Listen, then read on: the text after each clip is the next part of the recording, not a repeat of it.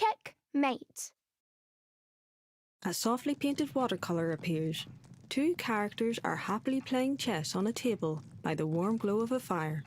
Oh, no! Beat me again, have you? You're getting too good at this.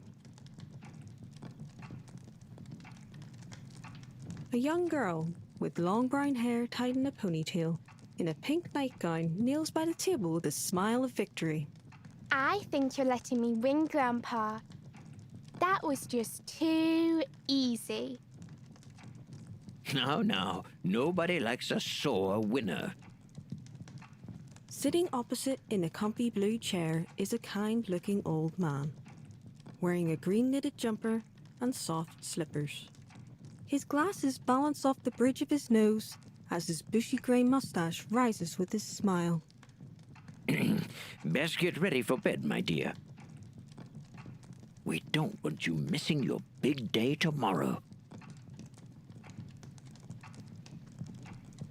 What's the matter? A close-up shot of Clara. She lowers her head, her face full of doubt. Tomorrow is my first day back at school, Grandpa. And I'm worried no one will like me. Oh, my dear Clara, you have no need to worry. Come here. Have I ever told you the story about Annie and the Crumbles? There once was a king from a land far away who was sick with worry about his village's festival. He worried and worried. The preparations would not be ready in time. To the point, he became physically ill. Clara imagines a clear spring day. On a stump deep in thought sits a small crispy crumb, like that from a biscuit. He has a gold crown on his head and stick arms and legs. Just when he was about to lose all hope, a young adventurer strolled by and saw him in this horrible state. You have no need to worry, O King of the Crumbles. I will help you. Standing heroically is Clara as the adventurer. She wears a yellow backpack, blue t-shirt and a purple skirt. With the little energy he had left, the king thanked the girl and pointed her in the direction of his village.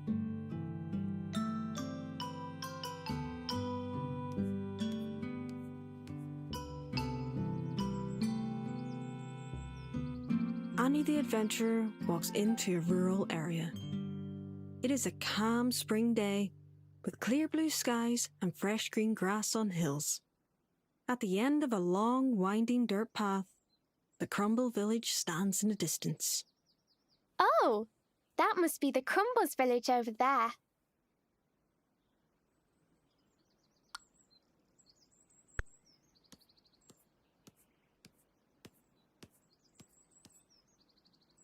Behind a blue lemonade stand with a sign of a golden ticket stands a Crumble wearing a straw sun hat, happily fanning festival tickets in her hand. 1 ticket to the festival, please. I'll put this in my backpack for safekeeping.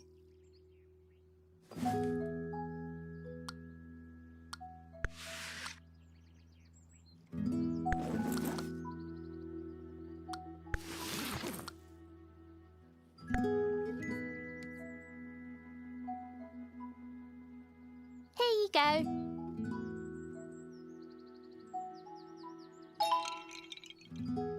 The Crumbles were a small folk, not bothered by the busyness of everyday life. They always found an occasion to celebrate. Birthdays, holidays, first day of spring, Tuesdays.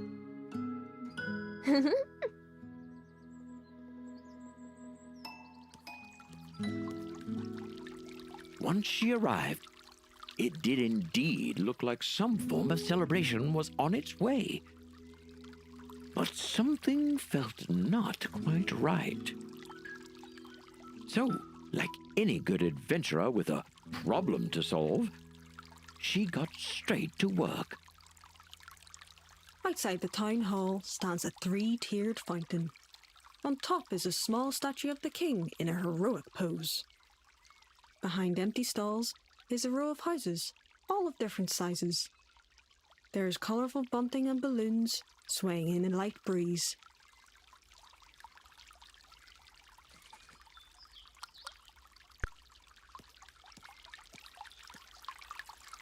What a lovely little fountain of the King of the Crumbles.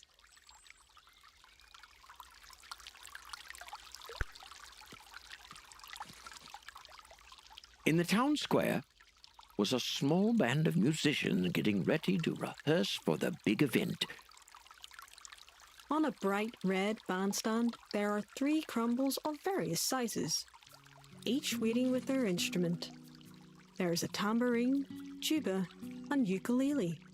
The conductor, however, seemed very impatient. Tapping his foot is a mustached crumble, holding a baton at his side. Hello, little fella. What's the matter? Pointing to the empty space in front of him, he let the adventurer know that his star singer had yet to arrive. Without her, they could not get started. I'll find your missing singer. Don't you worry your little cotton socks.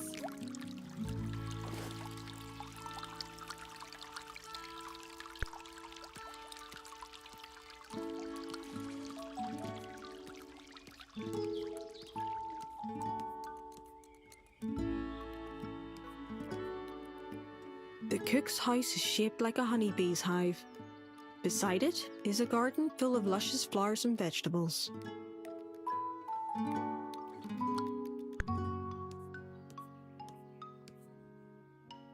Can I have a bunny, Grandpa? We'll see, my little blossom.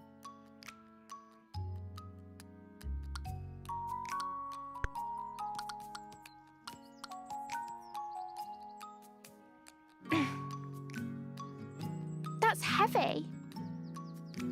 Luckily for me, I'm a strong adventurer.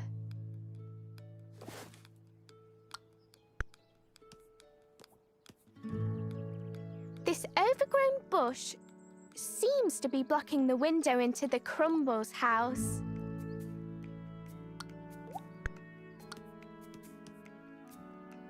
Oh dear, your soil has dried up from all this sun. Let me see if I can fix that for you.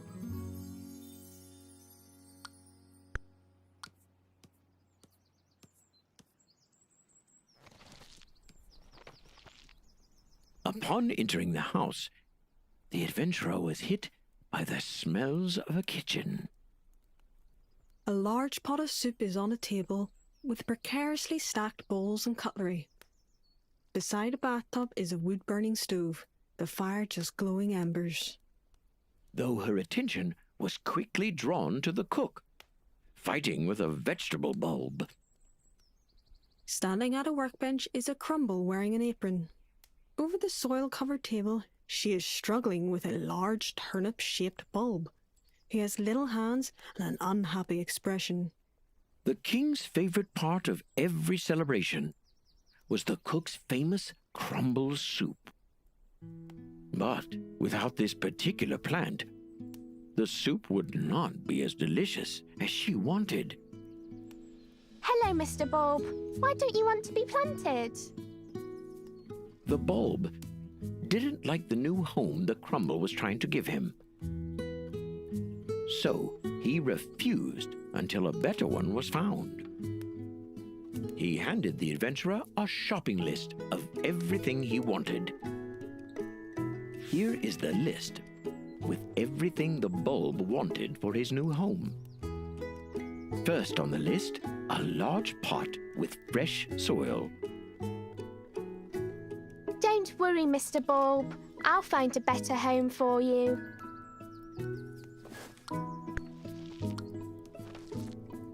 I'll just borrow these. I don't want any of the crumbles getting hurt.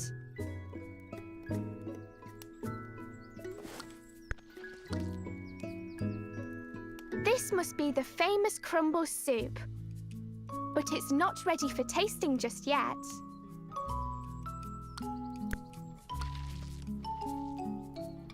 Let there be light.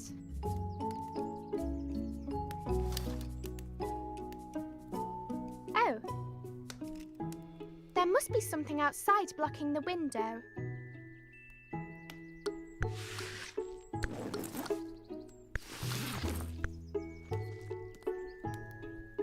This will make a perfect home for Mr. Bulb. With the bulb in hand, the cook walks over to the bathtub, now full of rich soil. The cook plants him with ease and steps aside. Mr. Bulb seems happier as he hugs the soil around him.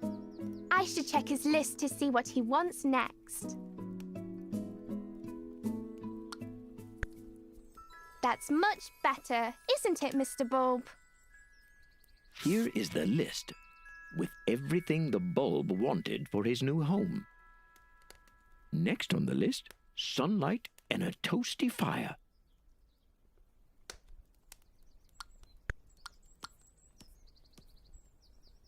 This fire is about to go out. I should find some wood to feed it.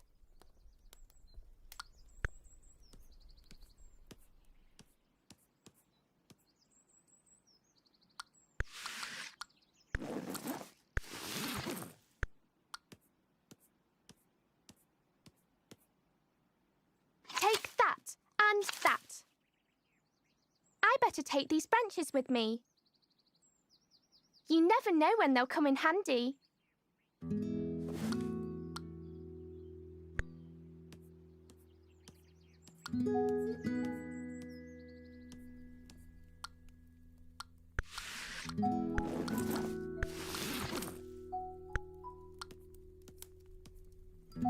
I got you some fresh wood. Here you go. The cook hands Annie a dark green watering can. For me? Why, thank you. I'll go fill this watering can for you. Here is the list with everything the bulb wanted for his new home. Next on the list, a nice cold drink of water.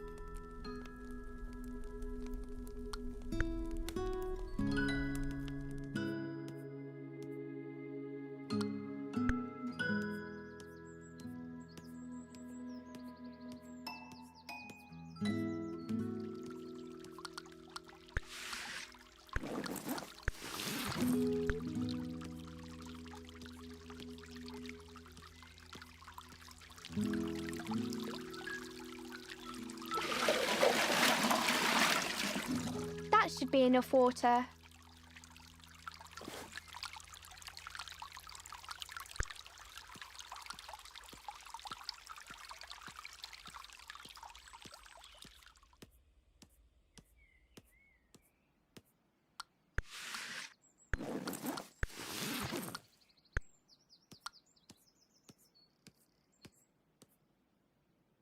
Here's a drop of water for you, my little sunflower.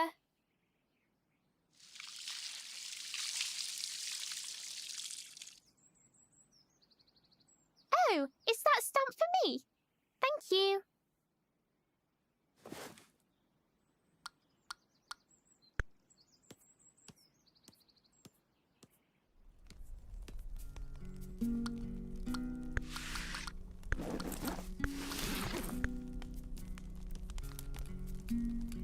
This watering can is empty. I better fill it with water first.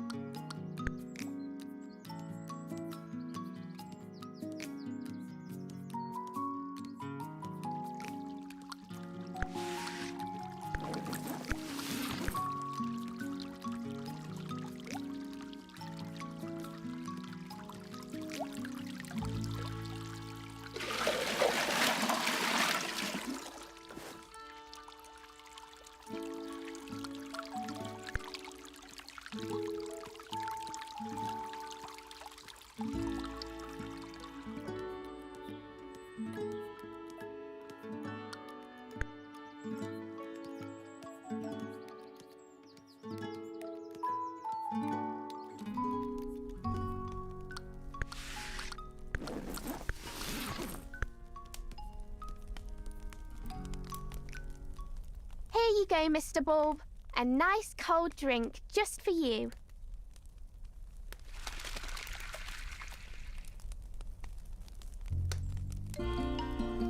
With the bulb now happy with his new home,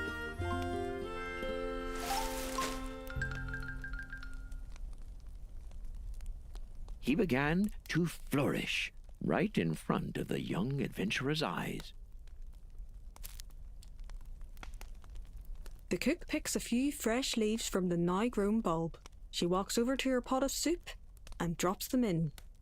It just took the right conditions and looking at the problem from a different point of view to get there.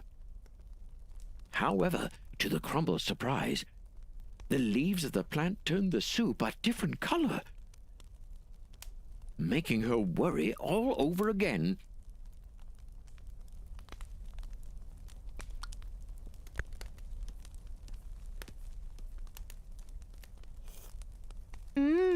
Yummy. The king is going to love this. The Crumble gave out a sigh of relief. She could now sit back and relax with her new plant friend.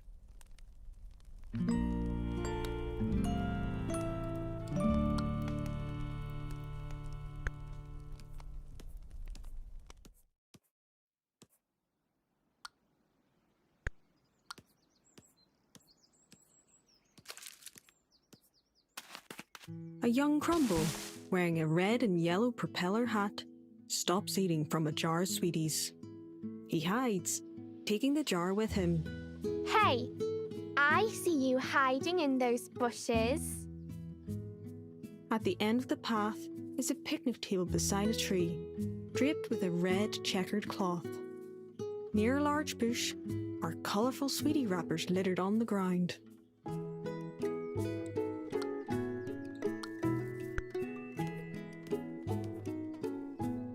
There seems to be a stamp stuck on your back.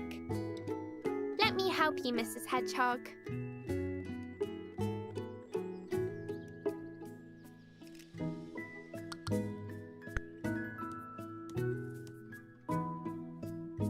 Why is he hiding in the bushes, Grandpa? I think those empty sweetie wrappers tell us the whole story.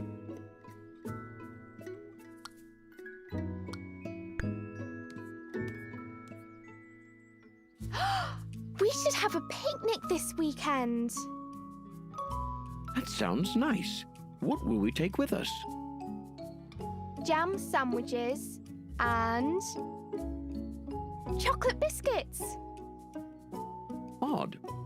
I thought I saw a little girl finish those last night.